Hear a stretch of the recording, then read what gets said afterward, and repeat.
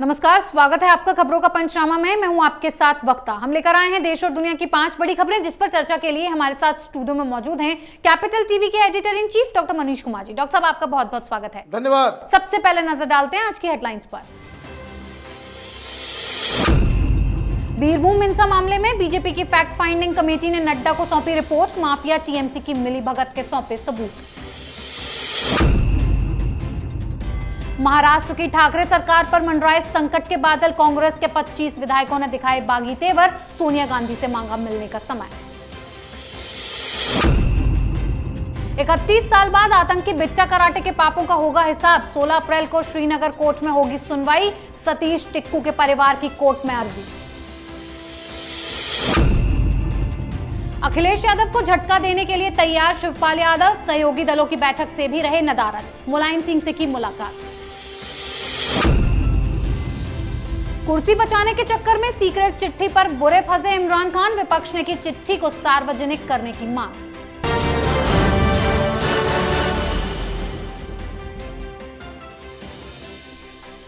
आज की पहली सनसनीखेज खबर बंगाल की बीरभूम हिंसा से जुड़ी हुई है। बीरभूम जिले के रामपुर हाट में 21 मार्च को जो हिंसा हुई, उस मामले में बीजेपी फैक्ट फाइंडिंग कमेटी ने आज पार्टी प्रमुख जेपी नड्डा को अपनी रिपोर्ट सौंप दी है। कमेटी ने अपनी इस रिपोर्ट में कई सनसनीखेज दावे किए हैं। इस रिपोर्ट में ममता सरकार पर गंभीर सवाल खड़े हुए हैं। कमेटी का कहना है कि बंगाल सरकार हिंसा का सच सामने नहीं आने दे रही है। यह हिंसा सुनियोजित पुलिस एवं प्रशासन के संरक्षण में हुई। बागतोई गांव में हुए इस नरसंहार में पूरा प्रशासनिक अमला शामिल था। बंगाल में माफिया टीएमसी की मिली भगत है। रिपोर्ट में यह भी दावा किया गया कि आग से बचने के लिए भागने वाले लोगों को पकड़कर हत्या की गई। इस मामले में ममता सरकार की बर्खास्तगी की मांग भी की जा रही है, जिस पर ममता बनर्जी बौखलाई हुई हैं और बयानबाजी कर रही हैं। डॉक्टर साहब, रिपोर्ट मिल गई है, क्या ममता सरकार पर अब तगड़ा एक्शन होगा केंद्र की तरफ से? देखिए, केंद्र की तरफ से ये फैक्ट फाइंडिंग कमेटी की जो रिपोर्ट है वो कई नए तथ्यों को उजागर कर रही है। हाईकोर्ट ने अपने बयान में साफ साफ कहा कि उनको ये सारी जानकारियां पहले से थी, लेकिन वो इसे अपने जजमेंट का हिस्सा फिलहाल नहीं बनाना चाहती, क्योंकि उससे जो इन्वेस्टिगेशन है वो इन्फ्लुएंस हो सकता है। लेकिन फैक्ट फाइंडिंग कमेटी तो हर बार होती है, हर जगह होती है। आर्टिकल 317 लगाया गया तो बहुत सारी पॉलिटिकल पार्टीज की फैक्ट फाइंडिंग कमेटी पहुंच गई, प्रेस कॉन्फ्रेंस किया। ममता बनर्जी चिल्ला रही हैं, बौखला गई हैं और डर हुई हैं। डर किस बात का है? क्योंकि 7 तारीख को जब फिर से हाईकोर्ट के अंदर इसकी सुनवाई होगी, ममता बनर्जी के पास जवाब देने के लिए कुछ नहीं बचेगा। क्योंकि पुलिस का रोल, अधिकारियों का रोल, प्रशासन का रोल, सरकार का रोल, वो अब दुनिया के सामने आ गया है। अब इस फैक्ट फाइंडिंग कमेटी में जो बीजेपी के प्रेसिडेंट को दी गई है जी, उसमें एक नई बात है जिसे आप सुनेंगे तो आप भी दंग रहेंगे। जब ये फैक्ट फाइंडिंग कमेटी वहां पहुंची तो एक तो पहुंचने नहीं दिया गया जी। इन लोगों की हत्या तक हो गई होती। पहले ट्रक से रोका गया, फिर टीएमसी के गुंडे आ गए। अब इस फैक्ट फाइंडिंग ने बताया कि ये जो पूरा वाकया है, ये जो शेख की जो मौत हुई, टीएमसी के आपस में ही जो लड़ाई चल रही है, वो किस बात को लेकर के है? वहां तो कोई चुनाव नहीं, कोई जाति दुश्मनी नहीं, कोई इलेक्शन नहीं होने वाला, कुछ नहीं होने वाला, फिर भी ये अचानक से आपस में ये गैंग वॉर क्यों शुरू हो गया? तो अब पता चल रहा है कि टीएमसी पूरे इलाके में, पूरे बंगाल के अंदर इसके जो लोकल गुंडे होते हैं, जितना भी माफिया का काम होता है, कोल स्मगलिंग का, इसके स्मगलिंग का, सड़कों पे जो गाड़ियां आती जाती हैं, ये जो टोलाबाजी है, उसके चक्कर में उस सारी वसूली का धंधा ये टीएमसी करती है। ये सरकार नहीं करती, ये टीएमसी के गुंडे करते हैं। टीएमसी का जान प्राण यही उगाही का धंधा है जी। और इसलिए तमाम गुंडे बदमाश जो हैं वो टीएमसी के साथ हैं। कुछ करना नहीं पड़ता, सड़क पे खड़े हो जाते हैं, ट्रक वालों से वसूली, बस वालों से वसूली, जितने इलीगल काम होते हैं उससे वसूली, कोई घर बना रहा होता है उससे वसूली। आप कुछ भी काम करें बंगाल में, आपको इन गुंडों को, ये टीएमसी के गुंडों को पैसा आपको देना पड़ता है। तो ये इलाका किसका होगा, कौन उगाही करेगा, उसी वजह से ये हिंसा हुई है जी। अब ममता बनर्जी का रोल क्या है इसमें? ममता बनर्जी का रोल बहुत ही साफ है, क्योंकि इसमें बड़े बड़े टीएमसी के लीडर्स का भी नाम आ रहा है, जिसका खुलासा 7 तारीख को होगा। हाई कोर्ट की तरफ से कोई बहुत ही ज़्यादा कठोर बयान दिए जाते हैं या फैसला होता है तो आर्टिकल 356 लगाने का एक रास्ता अमित शाह के लिए खुल जाएगा। जी डॉक्टर साहब, एक तरफ ममता सरकार पर कुर्सी जाने के बादल छाए हुए हैं, तो वही कहानी महाराष्ट्र की ठाकरे सरकार की भी है। ठाकरे सरकार पर भी सत्ता हाथ से जाने के बादल छाए हुए हैं। तीनों दलों के बीच आपसी फूट की खबरें लगातार आती रही हैं, लेकिन इस वक्त महाराष्ट्र के 25 कांग्रेस विधायकों ने महाविकास आघाड़ी सरकार के खिलाफ बगावती तेवर दिखाए हैं। ठाकरे सरकार से नाराज कांग्रेस विधायकों ने कांग्रेस अंतरिम अध्यक्ष सोनिया गांधी से मुलाकात का समय मांगा है। कांग्रेस विधायकों की इस नाराजगी ने गठबंधन में शामिल शिवसेना, राष्ट्रवादी कांग्रेस पार्टी के नेताओं की चिंता काफी बढ़ा दी है। डॉक्टर साहब, 25 विधायक बागी हो गए हैं, क्या सरकार गिर सकती है? देखिए, 25 विधायक ये सब कांग्रेस पार्टी के हैं और उन्होंने एक चिट्ठी लिखी सोनिया गांधी जी को, कहा कि हम बेकार यहाँ क्यों अपना माथा पच्ची कर रहे हैं, हमें कुछ फायदा नहीं हो रहा, माल नहीं मिल पा रहा जी। सारे कमाई कर रहे हैं और हम खामखा बदनाम हो रहे हैं, कमाई भी नहीं हो रही। और हमारे जो मंत्री हैं, ये एनसीपी वाले, ये शिवसेना वाले, इनकी तो खूब चल रही है जी।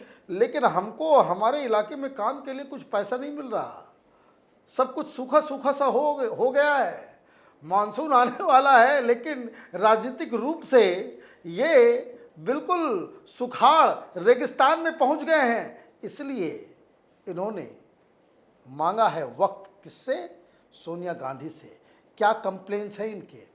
2 टूक ये बताने वाले हैं कि जिस हिसाब से एनसीपी मुसलमानों को अपनी तरफ खींच रही है, जिस हिसाब से बंदरबाट हो रहा है सरकारी रिसोर्सेज का, जिस हिसाब से उनके एमएलएज बाकायदा काम करने में सफल हो जा रहे हैं, हमारा सारा काम रुक गया जाता है। ये शिवसेना भी मजबूत हो रही है और एनसीपी भी मजबूत हो रही है।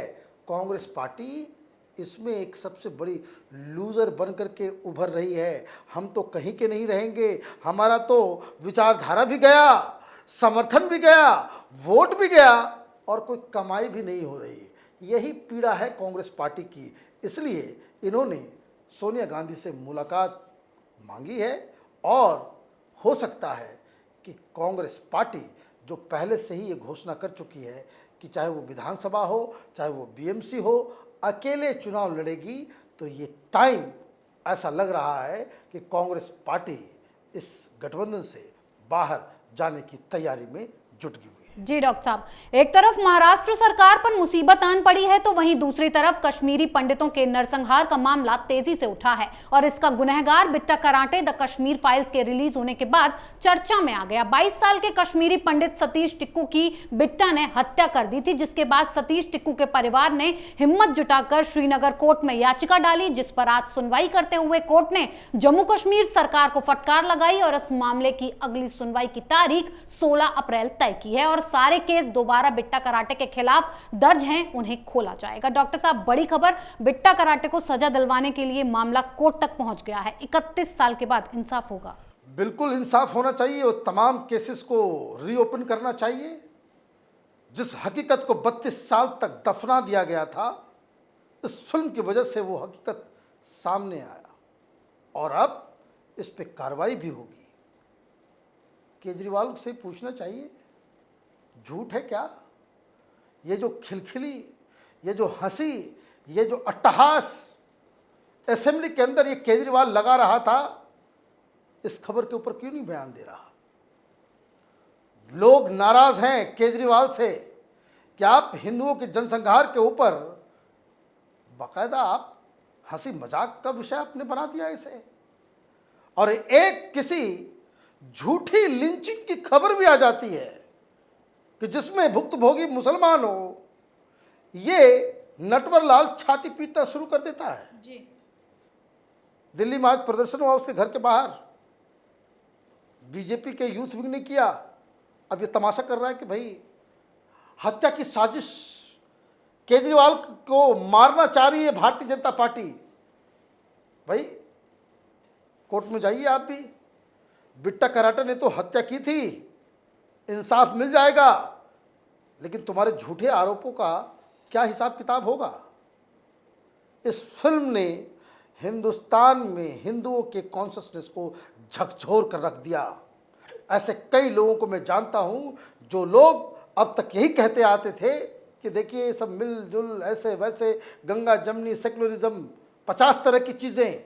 इस फिल्म को देखने के बाद उन लोगों का दिमाग भी बाकायदा खुल गया है। मानसिक गुलामी से वो लोग आज़ाद हुए हैं और ये कह रहे हैं कि अत्याचार अब बहुत हो चुका, अब वक्त है कश्मीरी हिंदुओं को न्याय दिलाने का। एक बड़ा स्टेप, बड़ी खबर।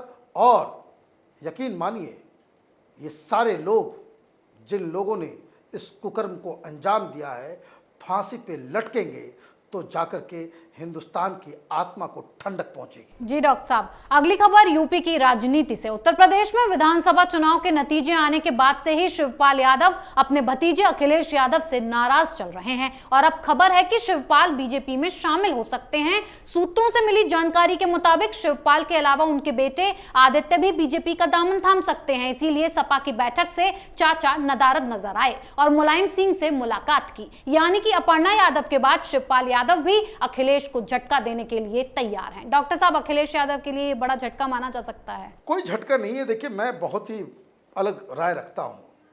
शिवपाल यादव एक फूके हुए कारतूस हैं। He has no political relevance now, plain and simple. अगर आपको राजनीति करनी थी तो भाई समाजवादी पार्टी में आपने क्यों हाथ मिलाया? हाथ मिलाया, आप किसी कार्यकर्ता को टिकट नहीं दिया गया, आप वहां पे फिर भी बने रहे। आपको जलील किया गया, फिर भी आप वहां बने रहे। स्टार प्रचारक में आपका नाम नहीं, अलग से आप प्रचार प्रसार भी नहीं कर सके। जिस तरीके से आपको एक थर्ड ग्रेड के लीडर की तरह ट्रीट अखिलेश यादव ने किया, फिर भी आप वहां बने रहे। क्यों बने रहे? आपने अपने पैर में कुल्हाड़ी खुद मारी है।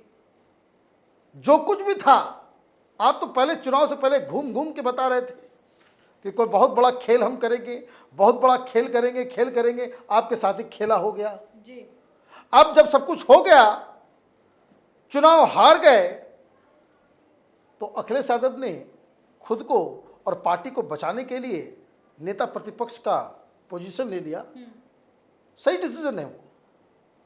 अखिलेश यादव को अगर यूपी के अंदर में राजनीति करनी है, he must stay in Lucknow, और लखनऊ में रह करके वो भारतीय जनता पार्टी के खिलाफ मुहिम छेड़ते रहें। यही उनसे एक्सपेक्टेशन है, तभी आप राजनीति कर पाएंगे।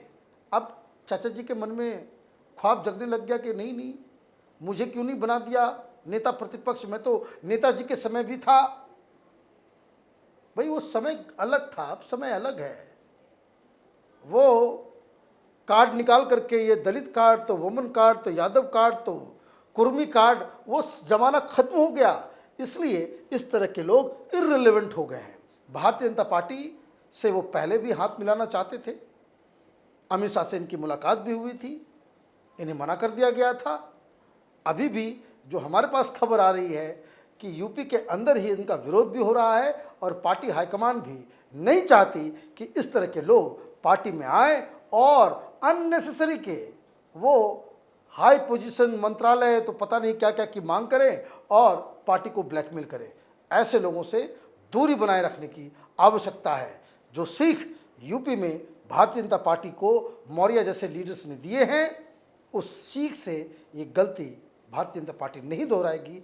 यही खबर आ रही है। जी डॉक्टर साहब, सही बात है, राजनीति के मोह में कोई भी कदम उठाया जा सकता है। पाकिस्तान के प्रधानमंत्री इमरान खान अपनी कुर्सी बचाने के लिए तमाम हथकंडे अपना रहे हैं। उन्होंने इसे विदेशी साजिश तक करार दे दिया है। इसे विदेशी साजिश बताने और इस दावे को सच करने के लिए उन्होंने एक सीक्रेट चिट्ठी का भी दावा किया है। इस सीक्रेट चिट्ठी को उन्होंने एक रैली में लहराकर भी दिखाया और कहा कि वो इसे चीफ जस्टिस के साथ शेयर करेंगे। लेकिन अब इस सीक्रेट चिट्ठी पर ही इमरान खान बुरी तरह से फंस गए हैं। विपक्ष मांग कर रहा है कि इमरान खान उस सीक्रेट चिट्ठी को संसद का संयुक्त अधिवेशन बुलाकर सार्वजनिक करें। डॉक्टर साहब, इमरान खान क्या करेंगे अब? करना क्या है, ये देखिए, वो पाकिस्तान का केजरीवाल है। जब पिछली बार चुनाव जब हो रहे थे लोकसभा में, अंबानी का कोई बैंक अकाउंट नंबर वो लेकर के घूमता था, एक पर्ची कि हमारे पास बैंक अकाउंट नंबर है, किसको कितना पैसा पहुंचाया गया, फायदा। अब वो नंबर कहाँ है? ये देखिए, ये तमाशेबाज लोग हैं। चार लोग सामने खड़े हो जाते हैं तो कहते हैं कि भाई हत्या करने की साजिश हो रही है। आज केजरीवाल के लिए कह दिया सिसोदिया ने। अब इसने नया एक इमेजिनेशन किया जी कि साजिश रची जा रही है। थैंक गॉड हिंदुस्तान का नाम नहीं है। जो वहाँ से पंजाब के पाकिस्तान के टेलीविजन के ऊपर दिखाए जा रहे हैं, वहाँ कह रहे हैं कि चाइनीज पैसा आया है, चीन ने पैसा लगाया है कि किसी तरीके से इमरान खान की सरकार को पलटी मार दिया जाए। तो भाई जब चीन पैसा लगा रही है, तुमको सरकार से हटाना चाह रही है, तो भाई ये बता दो, भाई तुम वहाँ पे क्यों गए थे चाइना में झाड़ू पोछा लगाने के लिए कि भाई दे दो, कुछ पैसे दे दो जी। भीख मांगने क्यों जाते हो? भीख भी मांग रहे हो, तुमको वो धुतकार भी रहा है और तुमको हटाने के लिए पैसे भी दे रहा है। भाई इसकी जरूरत क्या है? इतना कौन सा सीक्रेट लेटर है? बात बहुत ही सिंपल है। इमरान खान का टाइम अप हो चुका है। पिछले 1.5 सप्ताह से हम लोग इस खबर के ऊपर बातचीत कर रहे हैं, पंचनामा में हर रोज। मैं शुरू से इस बात को कह रहा हूं, आज भी कह रहा हूं, इमरान खान का जाना तय है। और ये तय किसने किया? ये तय वहां की आर्मी ने किया है। पाकिस्तान दुनिया का अकेला ऐसा मुल्क है जिसे पूरी तरीके से वहाँ की आर्मी चलाती है। डेमोक्रेसी वहाँ का छलावा है। संसद किसी काम का नहीं है। पॉलिटिकल पार्टीज ये ताकती रहती कि आर्मी की तरफ से क्या इशारा हुआ। वहाँ कहते हैं एस्टैब्लिशमेंट, आर्मी को कहते हैं एस्टैब्लिशमेंट। वो ही सब कुछ तय करती है। और बाजवा ने तय कर दिया है कि घंटी बज गई है इमरान खान की, छुट्टी, घर जाइए। तो वो घर जाएंगे। अब उसके पहले कोई तमाशा करें तो सीक्रेट लेटर करें तो पब्लिक ओपिनियन करें, जो कुछ करना है वो करें, लेकिन उनका जाना तय है। जी डॉक्टर साहब, बहुत बहुत धन्यवाद इतनी जानकारी के लिए। धन्यवाद। खबरों का पंचनामा में आज के लिए इतना ही। देश विदेश की बाकी खबरों और उनके सटीक एनालिसिस के लिए देखते रहिए कैपिटल टीवी। हमें लाइक कीजिए, शेयर कीजिए और कैपिटल टीवी को सब्सक्राइब कीजिए। नमस्कार।